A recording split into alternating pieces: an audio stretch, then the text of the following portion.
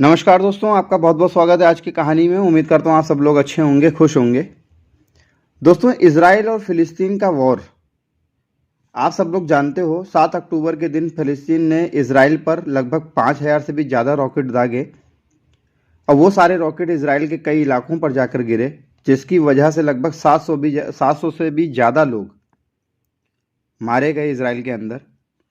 सारी चीज़ों की चर्चा करेंगे आज की कहानी में कि क्या हुआ था उस दिन, क्यों फिलिस्तीन ने दागे थे 5,000 से भी ज़्यादा रॉकेट, उसके बाद इजराइल ने जवाब में क्या कदम उठाए।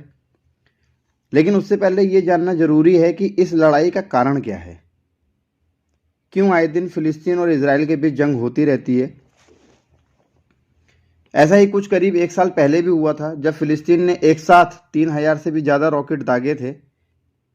लेकिन उस समय नुकसान कम हुआ था, क्योंकि इस हमले की जानकारी मोसाद को पहले से हो गई थी और उसके बाद इजराइल का एयर डिफेंस सिस्टम ने, जिसका नाम है आयरन डोम, उसने हवा में 90% से भी ज़्यादा रॉकेट्स को निस्त नाबूद कर दिया था, मार गिराया था। 1 साल पहले जो हमास ने हमला किया था इजराइल पे 3,000 रॉकेटों का, मैं उसकी बात बता रहा हूँ। अब ये मोसाद क्या है, तो आप लोगों को बता दूं कि मोसाद इजराइल की एक खुफिया एजेंसी है जिसका लोहा पूरी दुनिया जानती है। मोसाद इजराइल के लिए हमेशा से ही एक्टिव रहता है और अगर खुफिया एजेंसी की बात करी जाए तो इजराइल की मोसाद एजेंसी के आगे शायद ही किसी दूसरे देश की खुफिया एजेंसी होगी। पूरी दुनिया जानती है कि मोसाद ने क्या किया है और क्या कर सकती है।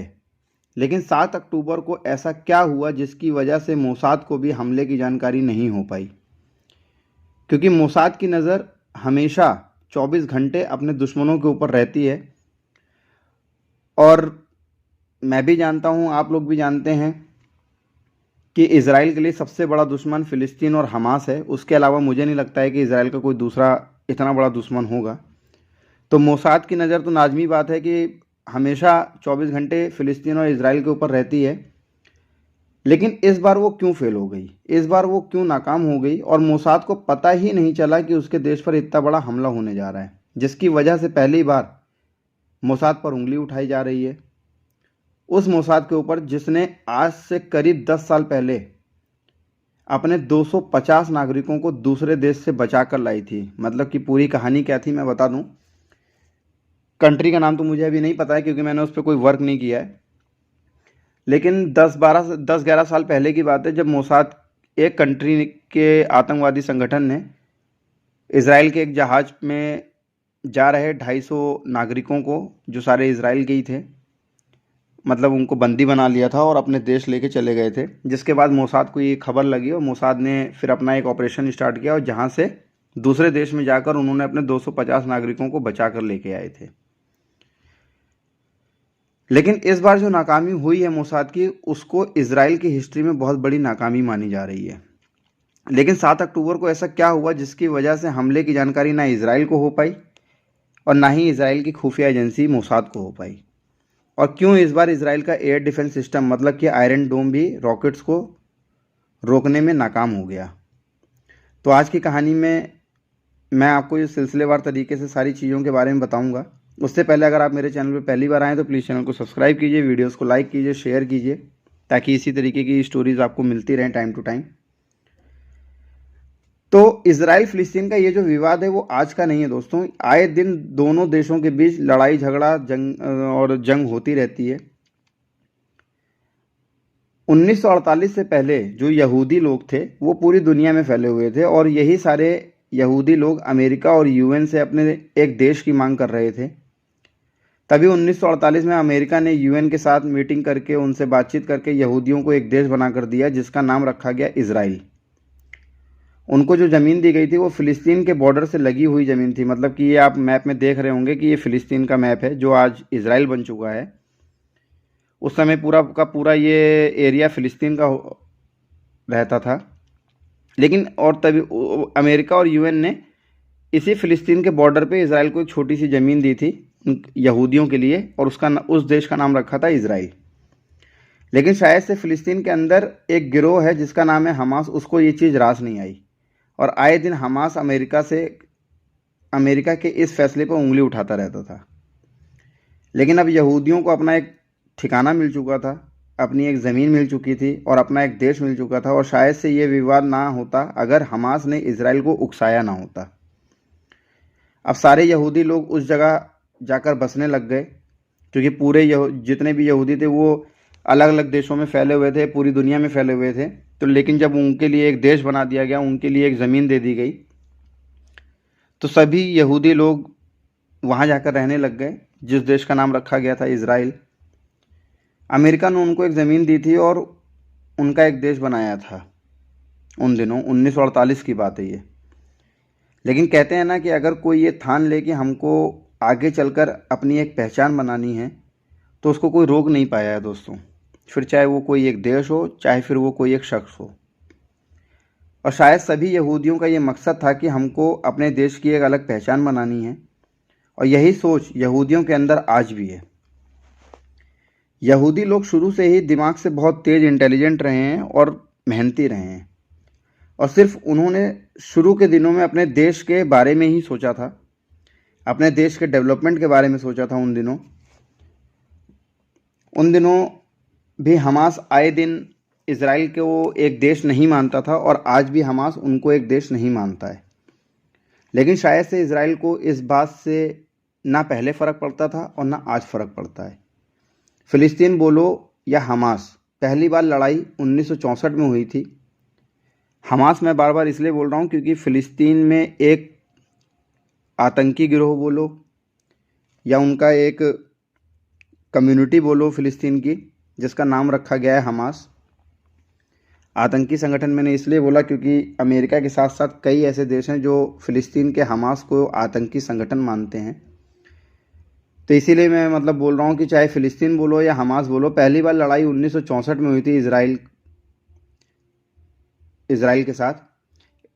लेकिन तब इज़राइल ने अपने आप को इतना डेवलप कर चुका था कि उस समय भी इज़राइल ने हमास के सभी हमलों का जवाब दिया था और उस वॉर को जीता था, 1964 का वॉर। ये लड़ाई भी सिर्फ इज़राइल की ज़मीन को लेकर हुआ था, जिसके बाद 1964 से 1967 के बीच फ़िलिस्तीन और इज़राइल के बीच कई बार जंग हुई, जिसमें हर बार इज़राइल ने फ़िलिस्तीन को हराया, हमास को हराया। और जब जब लड़ाई होती थी तब तब इज़राइल कुछ ना कुछ ज़मीन हड़प लेता था फ़िलिस्तीन की।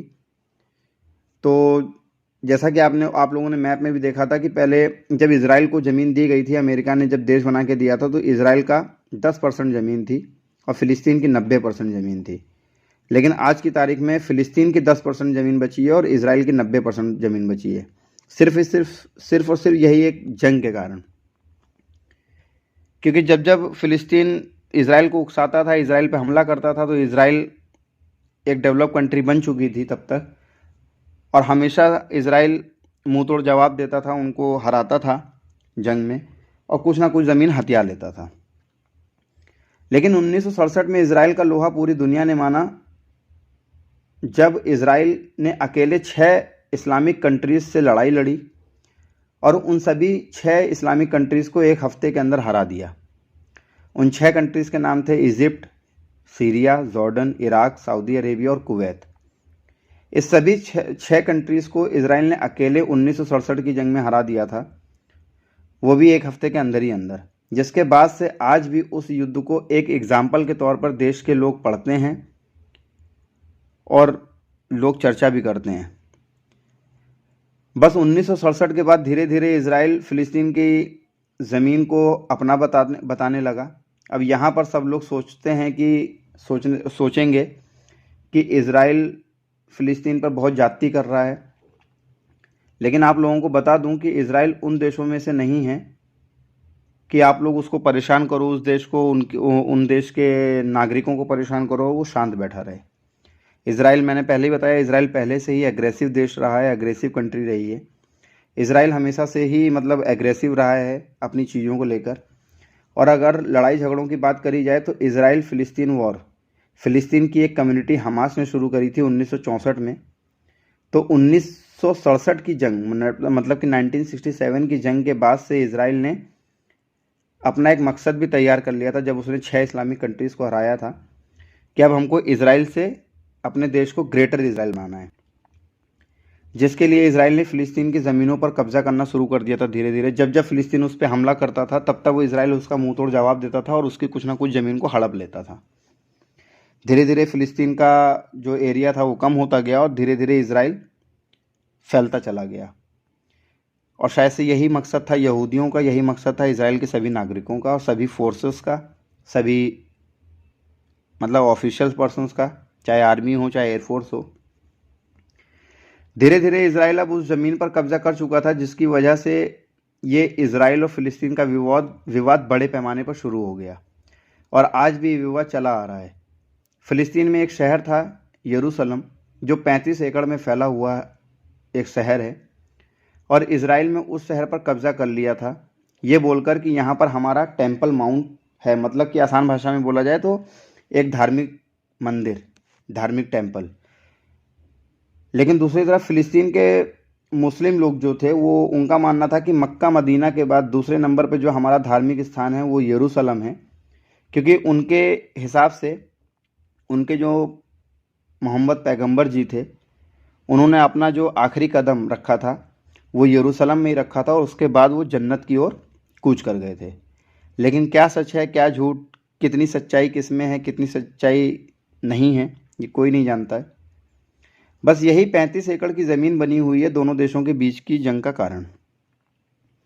दोनों देश के लोग यरूशलेम में अपने अपने धार्मिक चीज़ों को जोड़ते हैं, जिसमें फ़िलिस्तीन के पक्ष में उसके कई मुस्लिम कंट्रीज़, इस्लामिक कंट्रीज़ उसका साथ देती हैं। वहीं इसराइल के पक्ष में अमेरिका, यूएन और यूरोप की कई कंट्रीज़ उसका साथ देती हैं। यरूशलेम शहर को लेकर पहली बार फ़िलिस्तीन और इसराइल की लड़ाई 1972 में हुई थी, जब इसराइल ने यरूशलेम पर कब्जा कर लिया था और तब से ये लड़ाई चली आ रही है, खासकर हमास और इसराइल के बीच में। हमास, मैंने पहले ही बताया आप लोगों की, फ़िलिस्तीन की एक कम्युनिटी है जो मुस्लिम लोगों के हक़ के लिए लड़ती है इसराइल से। और जो भी हमला या रॉकेट्स छोड़े जाते हैं फ़िलिस्तीन की तरफ से इसराइल के ऊपर, वो हमास ही छोड़ता है। उन्होंने एक जगह पर अपना पूरा सेट कर रखा है जिसका नाम दिया गया है गाज़ा पट्टी।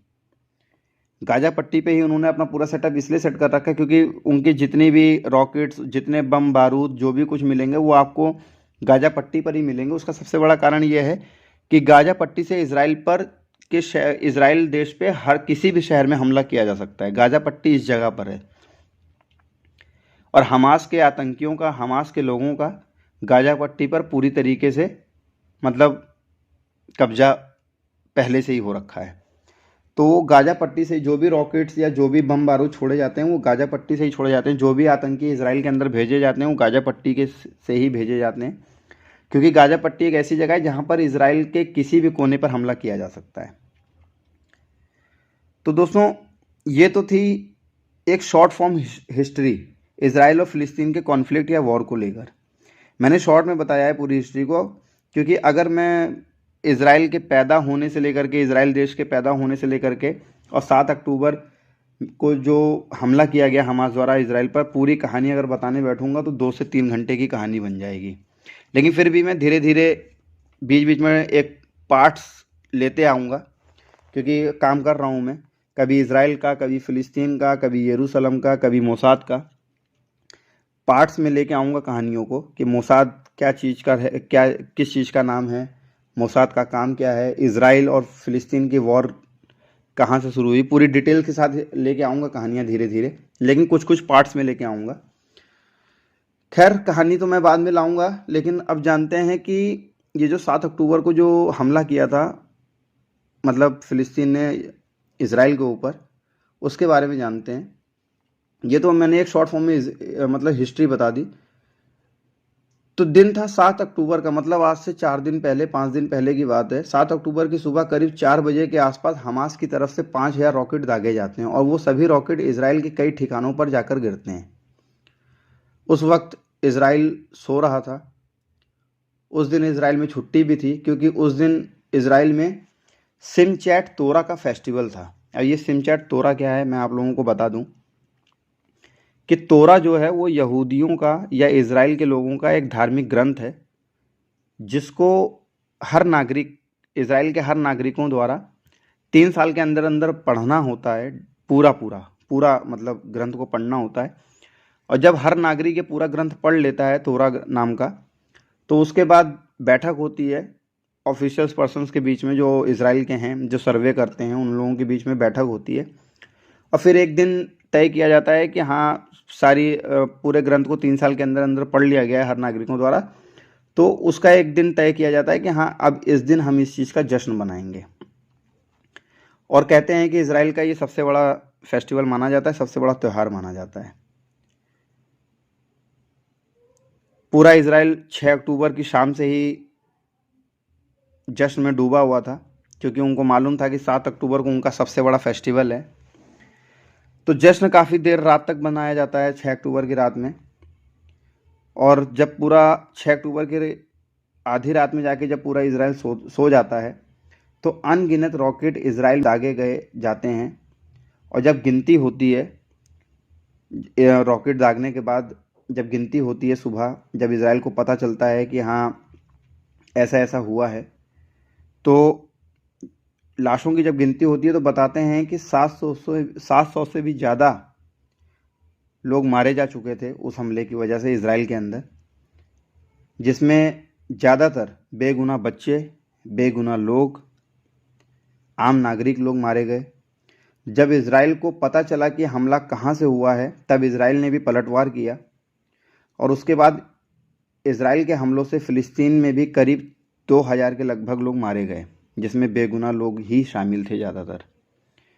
तो कुल मिलाकर 7 अक्टूबर के दिन में अगर मौतें जोड़ ली जाएं फ़िलिस्तीन और इजराइल की, तो कम से कम 3000 से भी ऊपर के लोगों की मौत हुई, जिसमें ज़्यादातर बेगुनाह थे, बच्चे थे, महिलाएं थीं, पुरुष थे, जिनको इन लड़ाई झगड़ों से कोई मतलब नहीं है, लेकिन उन लोगों को मारा गया, काटा गया।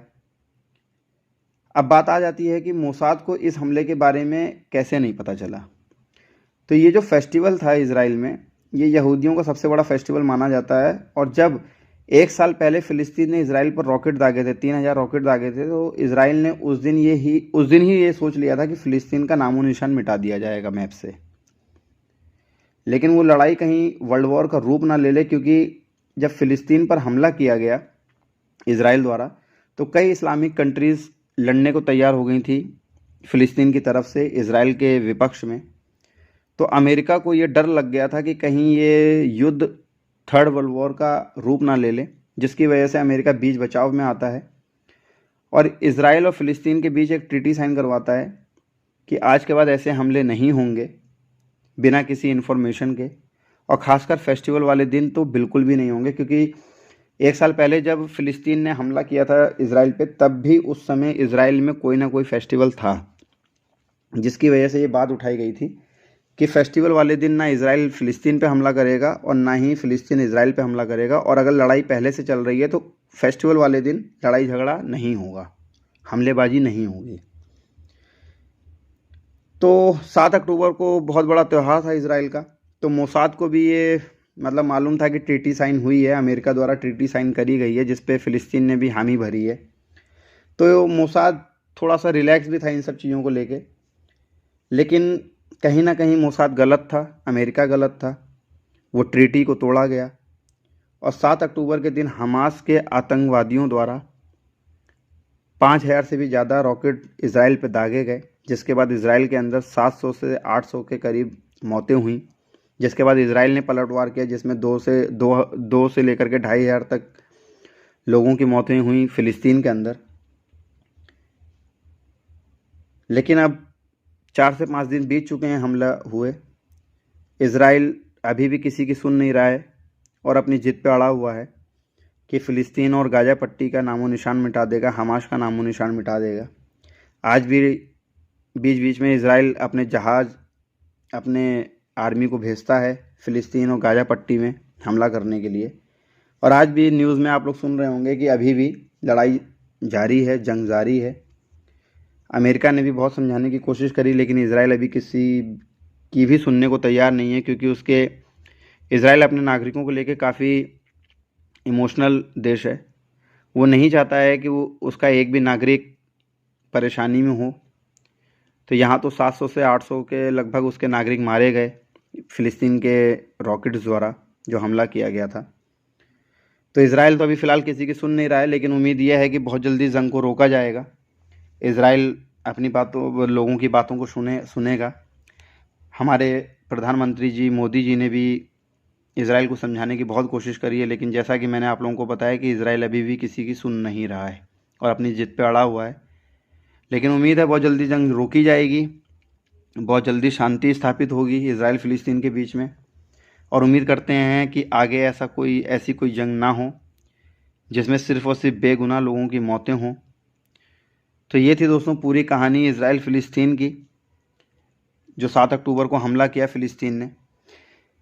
लेकिन कुछ चीज़ें हैं जो मतलब चर्चा करने के योग्य हैं। वो ये हैं कि सही कौन है नहीं पता, गलत कौन है नहीं पता। एक समय पे फ़िलिस्तीन पूरा देश था, धीरे धीरे यहूदियों ने उस पर कब्ज़ा किया, उस पर हमला किया। लेकिन शुरुआत फ़िलिस्तीन ने करी 1964 में, जिसके बाद इज़राइल एग्रेसिव हुआ और इज़राइल को एक मौका मिल गया अपने देश की ज़मीन को बढ़ाने के लिए, अपने देश का डेवलपमेंट के लिए, जिसके बाद धीरे धीरे फ़िलिस्तीन पे कब्ज़ा करता चला गया इज़राइल। और आज इज़राइल 90% फैल चुका है और फ़िलिस्तीन 10% बचा है। तो गलतियां किसकी थी किसकी नहीं थी, ये एक बहुत बड़ा चर्चे का विषय है। इसके बारे में चर्चा बाद में करेंगे। लेकिन जो हुआ 7 अक्टूबर के दिन, चाहे वो फ़िलिस्तीन की तरफ से हो चाहे इज़राइल की तरफ से हो, मौतें बेगुनाह लोगों की हुई, बेगुनाह बच्चों की हुई, बेगुनाह स्त्रियों की हुई। तो ऐसी जंग हम लोगों को परेशान करती हैं, थोड़ा सा दुख प्रकट करती हैं ये ऐसी जंग जिसमें बेगुनाह लोगों को मारा जाए। तो नहीं चाहते हैं कि ऐसा कोई जंग हो दोबारा। तो उम्मीद करते हैं बहुत जल्दी ये जंग भी शांत होगी, और उम्मीद करता हूँ आप लोगों को कहानी अच्छी लगी होगी। अगर कहानी अच्छी लगी हो तो प्लीज़ चैनल को सब्सक्राइब कीजिए, वीडियोस को लाइक कीजिए, शेयर कीजिए। तब तक के लिए धन्यवाद।